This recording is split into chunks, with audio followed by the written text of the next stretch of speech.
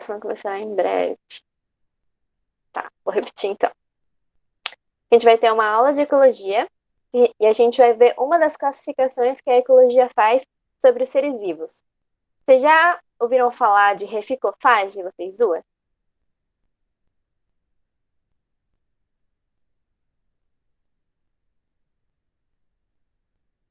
Reficofage é um macete para a gente decorar quais são, então, todas essas classificações. O re de reficofage, se eu escrever aqui verticalmente, significa reino. E aí tem o filo, C de classe, O de ordem, Fá de família, G de gênero e E de espécie. Então, dentro de cada reino existem vários filos. Dentro de cada um desses filos existem várias classes. Dentro de cada classe existem várias ordens. Dentro das ordens, famílias. Dentro de famílias, vários gêneros. E dentro do gênero, várias espécies. Só para a gente relembrar então um pouco, que eu falei que ia fazer uma revisão com vocês. Fungos. Eles são plantas ou animais? O que vocês acham?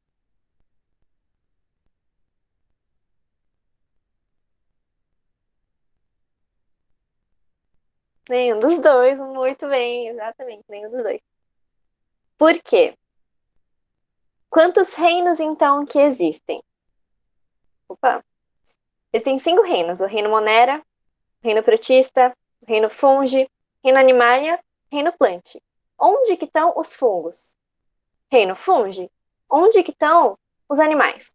Reino Animalia. Onde que estão as plantas? Reino Plant. Então, animal é animal, plantas são plantas e fungos são fungos. Muita gente acha que, na verdade, fungos são plantas, né?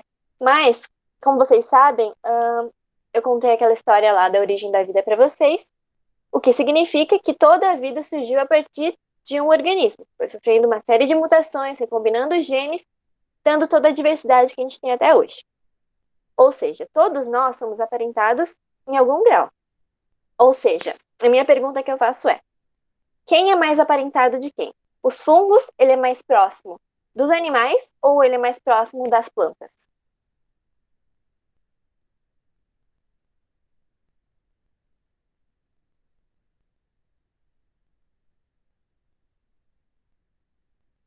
Ah, tá.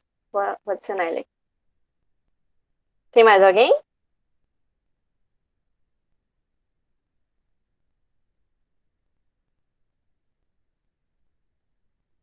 Acho que não, né?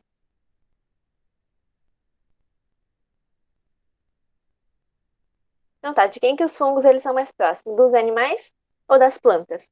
Como eles fisicamente parecem mais com as plantas, a maioria fala que é das plantas, mas na verdade, exatamente, é dos animais. Matheus, só para eu recapitular aqui, você viu alguma aula? Só para eu saber de que ponto partir, alguma aula que eu gravei. Perguntei já para as meninas.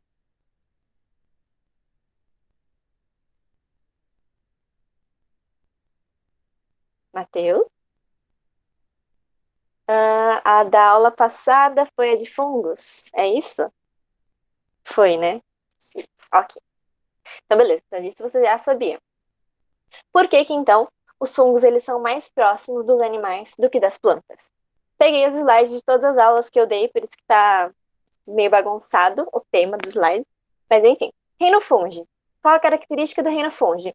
É ele ser eucarionte. Reino animalia. São eucariontes?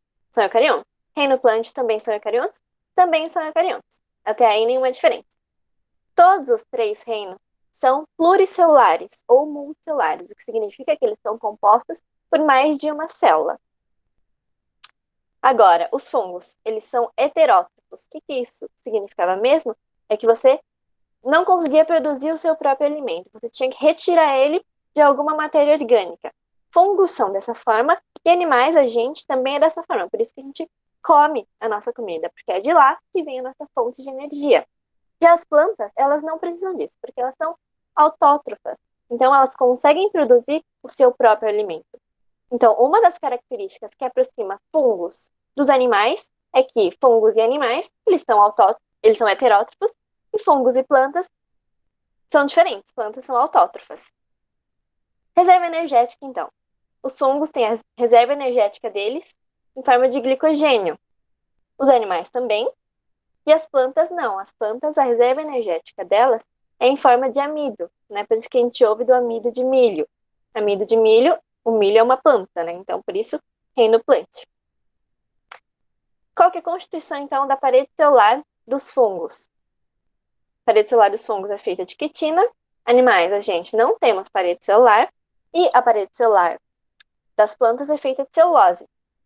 Então, duas características principais que fazem fungos e animais serem mais aparentados entre si. Os dois são heterótrofos e os dois armazenam energia em forma de glicogênio, enquanto que as plantas são autótrofas e armazenam em forma de amido. Beleza, então. A gente tem os 5 reinos. Quais que eram as características de cada grupo? Reino Monera. Quem que pertencia ao reino Monera?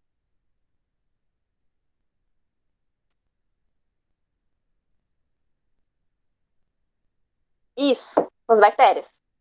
Bactérias são procariontes ou eucariontes?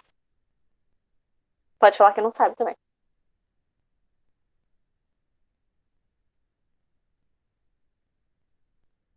O que vocês acham? As bactérias do reino Monera. Elas são procariontes. O que significava mesmo, então, ser procariontes e eucariontes, que eu acho que é o que vocês estão pensando agora? Procariontes são as bactérias que possuem um tipo de célula muito mais simples. Agora, os eucariontes têm um tipo de célula que, dela ser fisicamente maior, ela é muito mais complexa, tem muito mais conteúdo dentro.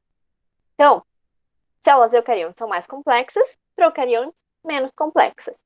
Isso quer dizer que os eucariontes são mais evoluídos do que os procariontes? Não, não quer dizer. Eles são igualmente evoluídos. Todos eles vivem no mundo atual. A única diferença é que um é mais complexo e o outro é menos complexo. Mas eles são igualmente evoluídos. Nunca digam que nenhum ser é mais evoluído que outro. Eucariontes, então, eles possuem compartimentalizações, organelas, né? Todo esse conteúdo aqui são vários tipos de organela. Já os procariontes, eles não têm essas organelas. O material genético dos procariontes, ele é disperso no citoplasma, que é essa coisinha roxa aqui. Já o material genético dos eucariontes, ele é guardado no núcleo, que também seria esse roxinho aqui do centro. E o núcleo, inclusive, é uma organela, né? Eucariontes, então, eles apresentam ribossomos. Procariontes também apresentam ribossomos, só que ele é um ribossomo diferente dos eucariontes. É mais simples, tem outras características. Então, quem que são eucariontes? Protistas, fungos, plantas e animais. Procariontes, o único procarionte de todos esses reinos aqui é o reino Monera. Então, beleza. Reino Monera são as bactérias que são procariontes. E o reino protista? São os protozoários. Protozoários, eles são eucariontes ou procariontes? São eucariontes, porque o único procarionte é o reino Monera, que são as bactérias. Reino fungi também são eucariontes, que a gente viu, que são os fungos. Reino animalia, que é a gente, os animais, são eucariontes também. E as plantas, eucariontes também. Deixa eu ver aqui. Tá. Reino Monera, então. As bactérias, elas são constituídas de apenas uma célula. Agora, protozoários, eles são, na maioria, unicelulares, mas tem também os pluricelulares, tá? Tem algumas exceções aí. Essas classificações, elas vão mudando ao longo do tempo, as pessoas vão colocando coisas, organismos dentro desse reino que muda um pouco a característica geral. No começo, todos os presentes no reino protista eram protozoários unicelulares, mas depois eles foram colocando outros organismos pluricelulares que confunde um pouco. Então, existem exceções do reino protista a seres unicelulares. Os fungos são todos multicelulares, né, ou pluricelulares, que é ser constituído por mais de uma célula. Os animais, eles também são multicelulares. E as plantas, elas também são multicelulares. As bactérias, elas podem fazer, elas são autótrofas ou são heterótrofas, podem ser os dois também. Os protozoários, a mesma coisa. Os fungos são todos heterótrofos, nenhum fungo consegue fazer fotossíntese, que é a característica de ser um autótrofo. Os animais, nós também somos heterótrofos, ninguém consegue produzir seu próprio alimento só ficando no sol, né, que é o processo da fotossíntese. E as plantas são autótrofas. Beleza. Então, um exemplo. Dentro de cada reino, eu falei que tinham vários filos. Se a gente pegar o reino Animalia, a gente encontra todos esses filos, né? Como é o reino animal, o nome da ciência que estuda os animais é a zoologia, porque zoo são animais e logia é estudo, então estudo dos animais. Inclusive, eu tinha um recado para dar para vocês. Dois professores que já são do Herbert, eles vão me ajudar a dar aula para vocês, a conseguir fazer as lives para vocês toda semana. Eles são o Chico e a Lu, não sei se vocês conhecem. Então a gente dividiu, a gente tem uma grade lá de cronograma, e a maioria, quem vai dar zoologia para vocês, quem vai falar sobre todos esses filos, vai ser a Lu. Eu vou falar só de um deles, e o Matheus também vai me ajudar. E o Matheus vai falar alguns deles também. Bom, então tem o filo dos poríferos, que são as esponjas, filo dos quinidários, que são as águas-vivas, plateumintos e nemateumintos, eles são o filo dos vermes, lembra? Tênia, todos aqueles vermes achatados, plateumintos, planária também. Filo dos anelídeos, que são as minhocas. Filo dos moluscos, que são os polvos. Filo dos artrópodes, que esse sou eu que vou dar, porque é um filo assim muito legal, que são dos insetos. E aranhas também, que a aranha não é um inseto, a gente já vai ver lá. E filo dos crustáceos, né, dos caranguejos. É muito legal esse filo, por isso que eu vou dar. Filo dos equinodermos, que é das estrelas do mar, e filo dos cordados. Cordados tem esse nome porque todos os presentes no filo dos cordados possuem a notocorda. Notocorda é um outro nome para nossa coluna espinhal. Então, todos os animais que possuem coluna espinhal, que possuem vértebra, estão aí nos cordados. Tem que então tá. Então, os peixes, os anfíbios, os répteis, as aves e os mamíferos. Todas essas classificações que eu acabei de falar são classes. As classificações anteriores eram filo. Então, tá vendo? Dentro de cada reino tem vários filos, dentro de cada filo tem várias classes. Então, vamos lá. Um exemplo. Homo sapiens. O que é o Homo sapiens? Homo sapiens é uma espécie. Então, é aqui na última classificação. Vamos ver que vai afunilando, né, do maior para o menor, para o mais específico. Então, a gente tem aqui o Homo sapiens. Esse Homo, ele é referente ao gênero dele. E o sapiens é o epíteto específico. Então, o gênero com epíteto específico forma a espécie. Então, se a gente fosse classificar nesse reficofage o ser humano, a gente já saberia o gênero dele, que é o gênero Homo, e a espécie, que é o Homo sapiens. Qual reino, então, está presente o ser humano? Reino animal. Qual é o filo que eu acabei de falar? Que os animais, que o ser humano ele pertence dentro do reino animal? São os cordados. Qual é a classe deles? Os mamíferos. Lembra que tinha mamífero, aves, peixe, taranã, são mamíferos. A ordem é a ordem dos primatas. Então, todos os macacos estão juntos aí na ordem dos primatas. Então, também pertencem ao reino animal, também pertencem ao filo dos cordados, também pertencem à classe dos mamíferos e são da ordem primata. E família é a família dos hominídeos. Então, eu vou mostrar aqui uma questão do COTIL 2010 para vocês. Um sistema de classificação de plantas e animais usando palavras latinas para dar nome às categorias e organizá-los em um sistema hierárquico sendo uma categoria subordinada à outra, e até hoje esse sistema é utilizado. Para a classificação de organismo vivo, utilizam-se as seguintes categorias: reino, filo, classe, ordem, família, gênero, espécie. Re, fi, co é a classe com a ordem, fa, família, G, gênero, e o E, a espécie. Ficou fácil. Os seres humanos e os chimpanzés são muito aparentados. Com relação a essas espécies, podemos concluir que pertencem ao mesmo reino, família e gênero. Bom, então a gente vai ter que classificar a espécie do chimpanzé. O chimpanzé, ele chama Pan-Troglodytes. Então a gente já sabe que o gênero dele é o Pan e que a espécie é Pan-Troglodytes. Reino é o reino animal também. Filo é o filo dos cordados também. Classe é a classe dos mamíferos também. Ordem é a ordem dos primatas. E a família é a família dos hominídeos.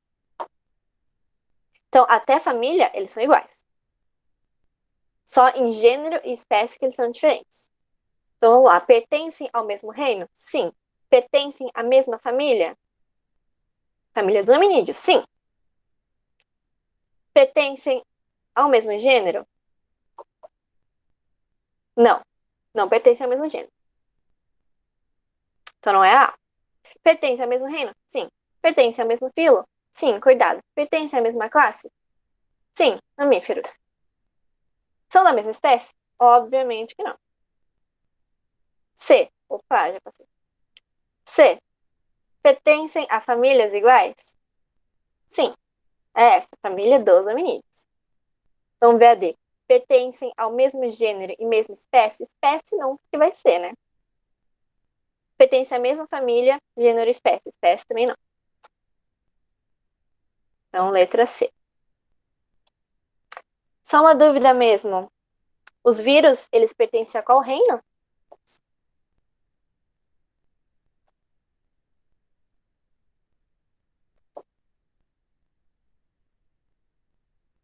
E aí, gente?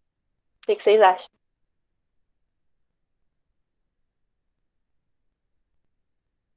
Vamos pensar.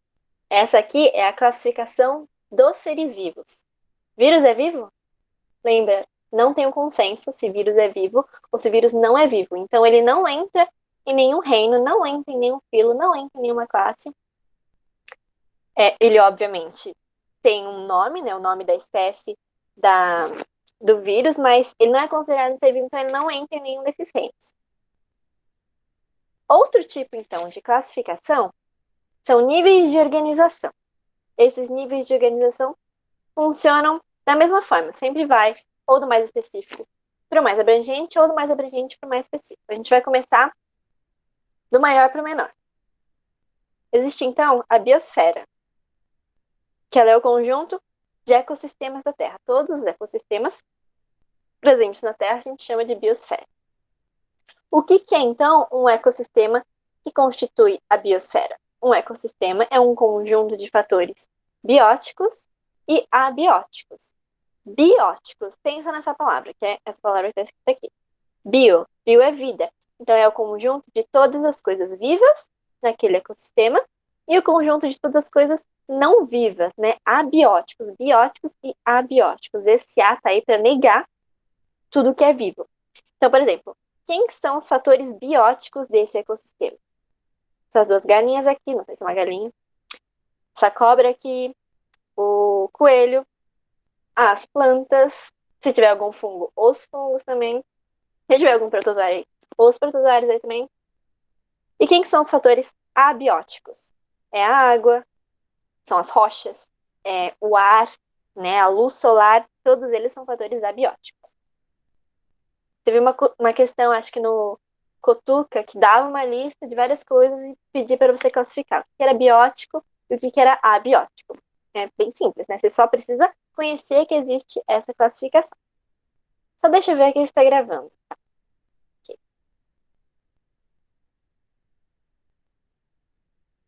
Beleza. Dentro de, então, um ecossistema, ele é formado por um conjunto de comunidades. O que seriam essas comunidades? Seriam um conjunto de espécies. Então, a espécie da galinha, a espécie do coelho, a espécie da cobra, a espécie das plantas, né, que vivem no mesmo local. Então, comunidades são em relação aos fatores bióticos. Uma comunidade, ela é feita por um conjunto de populações. Conjunto de populações são um conjunto de indivíduos da mesma espécie que estão ali no local. Então, uma população dessas galinhas azul aí. A população, então, ela é constituída por uma série de organismos, por vários organismos. Seria a galinha. A galinha, ela é constituída por uma série de sistemas, um conjunto de sistemas. Quais sistemas, por exemplo? Esse aqui que está desenhado é o sistema esquelético. Tem também o sistema nervoso, sistema digestório, sistema respiratório, vários sistemas. Cada sistema é constituído por um conjunto de órgãos. Nesse caso, o órgão que constitui o sistema esquelético é o osso. Cada órgão também é constituído por uma série de tecidos. Por exemplo, qual que é o maior órgão do corpo humano? Vocês sabem? É uma pergunta assim famosa, né?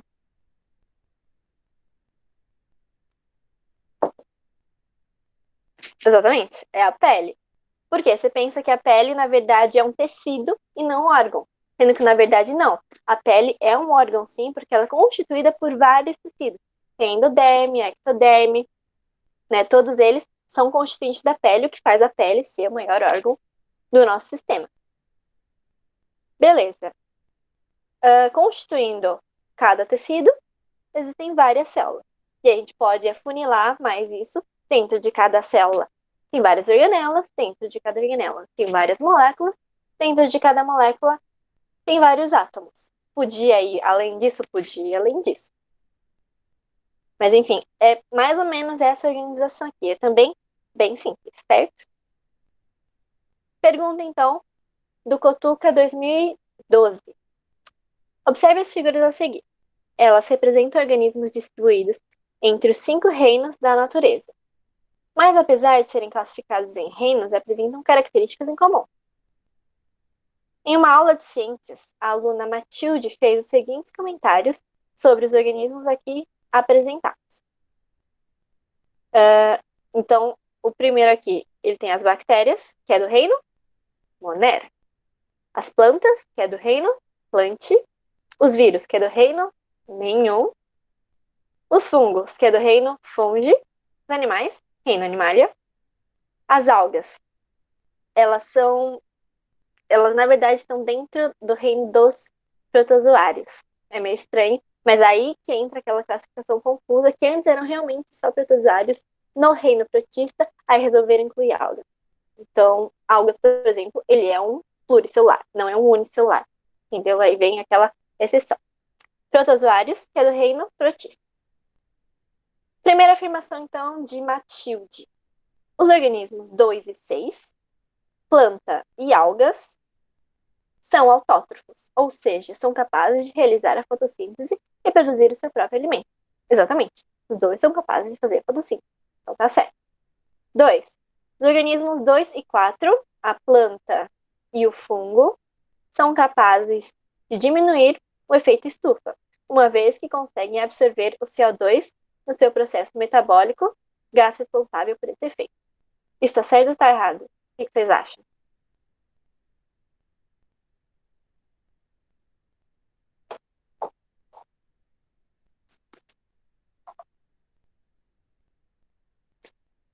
Ó, vamos lá. Organismos capazes de diminuir o efeito estufa são aqueles que estão responsáveis, aqueles que são capazes de absorver gás carbônico. Quem que absorve gás carbônico para obter sua energia? São as plantas. Por isso que a gente fala da importância da natureza, da importância das plantas, né? Porque as pessoas incentivam a manter a mata de pé, porque elas retiram o gás carbônico da atmosfera para fazer o seu processo de fotossíntese, que caracteriza elas como seres autotróficos. A gente, o que a gente quer do ar quando a gente inspira? A gente não quer o CO2, a gente quer o oxigênio, o O2, porque é do O2 que a gente vai fazer o nosso processo de respiração celular, que é ser um ser heterótrofo, e aí a gente vai obter a nossa energia E o produto disso, ou seja, o que a gente vai exalar, depois soltar disso, é o gás carbônico. Então, as plantas são exatamente o contrário. Elas absorvem CO2 e liberam oxigênio. A gente absorve oxigênio e libera CO2. Nesse caso, então, para ser correto, os dois teriam que fazer o quê? A fotossíntese. Os dois teriam que ser autotróficos. Plantas e fungos. Só que a gente viu que fungos não são autotróficos, são heterótrofos. Tá errado. 3. Os organismos 4 e 5, vírus e animais, apresentam em comum o fato de serem pluricelulares. Exatamente. Todos os animais e todos os fungos são pluricelulares. 4. Somente os organismos 1 e 3, bactérias e vírus, são capazes de causar doenças no ser humano. Não. Eles realmente são capazes de causar doenças nos seres humanos, mas não são só eles. Que outro animal também, que outro animal, olha, que outro ser vivo também consegue causar doença? Bactérias, várias doenças bacterianas. Minha amidalite, que eu sempre falo que eu tenho, é uma doença bacteriana. E o que combate bactéria? Antibiótico. Por isso não adianta você tomar antibiótico quando você tem uma doença viral. Porque antibióticos só matam bactérias. Que mais que causa doença no ser humano? Protozoários, que tem várias doenças. A doença de Chagas, por exemplo, é uma doença de um protozoário. E o que mais desses pode causar doença? Os fungos, né? Que tem a micose no pé da pessoa. É considerado, acho que uma doença assim, né? Então tá. Onde a gente parou? 5. Os organismos 3 não possuem células. Enquanto os organismos 1, bactérias, apresentam células muito simples. Tá certo, né? Porque o organismo 3 é o vírus, não é considerada uma célula aquela estrutura dele. É um conjunto de proteínas que a gente não chama de célula, porque se a gente chamasse de célula, significaria que eles são vivos. E vírus não tem uma concepção se eles são ou não vivos. Então, está correto. Alternativa 1, 3 e 5. Alternativa E. Que horas são? É isso, gente. O que eu tinha preparado para até agora era um resumo disso tudo e ver se vocês tinham alguma dúvida sobre as outras aulas ou sobre essa aula aqui. Tentei dar uma revisada, assim. E aí?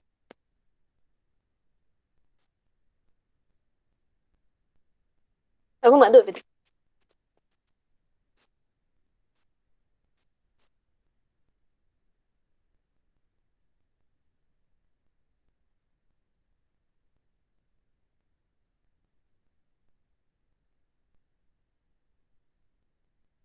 Muito bem. Vacinas, elas podem ser feitas de 3 maneiras. Uma delas é você pegar o vírus atenuado, ou seja, ele ainda está vivo, mas ele está enfraquecido. Eu tenho que ler, eu vou ler aqui qual foi essa pergunta para todo mundo saber. As vacinas são feitas a partir do vírus. Foi essa a pergunta. Então, elas podem ser feitas a partir do vírus atenuado, ele vivo, mas enfraquecido, colocado na vacina e injetado em você. Por que que ele tem que ser atenuado? Porque se fosse o vírus normal, o vírus vivo, ia te causar a própria doença, né? Não ia servir como uma forma para te imunizar. Depois que você passa por uma doença, você fica imunizado, você é curado, né? Você fica imunizado porque você reconhece as partículas desse vírus que foi inoculado em você, e aí a partir deles você produz anticorpos específicos que se liguem a essas partículas do vírus, inoculem ele e eliminem. Tem então vírus atenuado, vírus morto, todo despedaçado, e a terceira forma, deixa eu lembrar. Vocês lembram qual que era? Deixa eu ver aqui lá.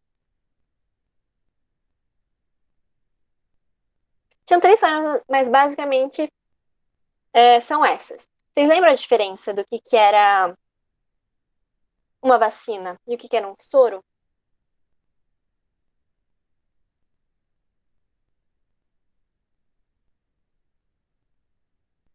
Vocês lembram?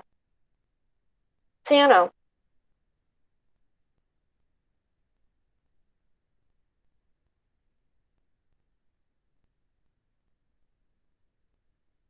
Vacina, quando você. Deixa eu ver se eu acho aqui o slide, eu não vou achar. Eu não vou achar. Vacina, você injeta uma vacina numa pessoa para ela, para o sistema imune dela criar todo esse processo de imunização, né? Reconhecer as partículas daquele patógeno, produzirem anticorpos, inocularem esse patógeno e aí eliminarem ele. E aí você tem nas suas células de memória a memória desse anticorpo. Então, quando esse mesmo patógeno aparecer em você, você já tem os anticorpos prontos, podem aí atuar nele. Por isso que, lembra que eu falei, depois que você toma uma vacina, pode ser que você tenha um pouquinho de febre, um pouquinho de mal-estar. Por quê? Tudo isso é o seu corpo reagindo a essa vacina. Quanto tempo mais ou menos para criar uma vacina? Então, né? Sei que essa pergunta aí tá na cabeça de vocês, porque disseram que acharam a cura do Covid, acharam a vacina do Covid, o anticorpo, então consegue inocular 100% do coronavírus do corpo da pessoa, mas pelo que eu tava vendo, demora tipo uns 8 meses, demora bastante tempo, sabe? Porque não é só você achar qual que é o anticorpo certo, você tem que produzir em larga escala, tem uma série de procedimentos que as vacinas têm que passar para serem regulados, então demora um certo tempo. E aí, depois distribuídos. Então, tudo isso é um processo bem demorado. E aí, a diferença da vacina com o soro é que no soro você não recebe o patógeno atenuado ou morto, ou só pedaços dele, você recebe já os anticorpos. Por quê? Porque os soros eles são utilizados em casos emergenciais, quando você acabou de ser exposto sei lá, acabou de ser picado por uma cobra, o veneno já está ali no seu corpo, você vai morrer em algumas horas. Não dá para esperar para o seu corpo que ele produza todos os anticorpos contra essa toxina da cobra, não dá, você já tem que receber eles prontos, senão você vai morrer. E aí nisso as pessoas dão soro. Né? Não faz sentido dar a vacina, porque o processo de você ter levado a vacina até você estar imunizado demora um tempinho, sei lá. Acho que depende de cada caso, mas 2 semanas, né? Que é geralmente o tempo em que você fica doente, né? De algumas doenças. E aí, mais perguntas?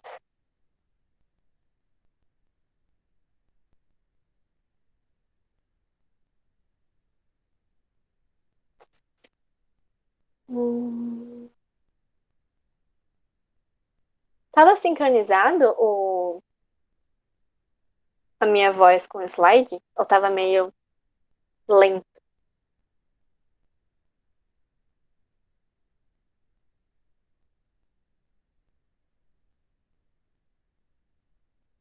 Então, eu não sei, na verdade, se eu vou conseguir mais fazer lives pelo Google Meet, porque eu testei, na verdade, na internet da minha casa, estava horrível, né? Aí eu testei um outro tipo de internet, que é a internet da minha irmã, e aí deu certo, né? Que é o de agora.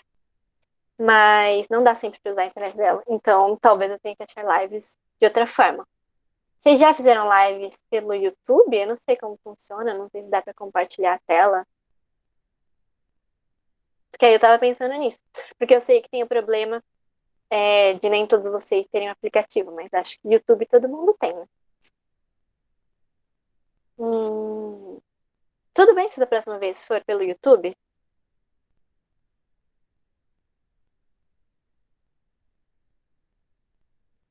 Ah, entendi. Bom, acho que deu certo então gravar essa aula. Vocês têm mais alguma dúvida?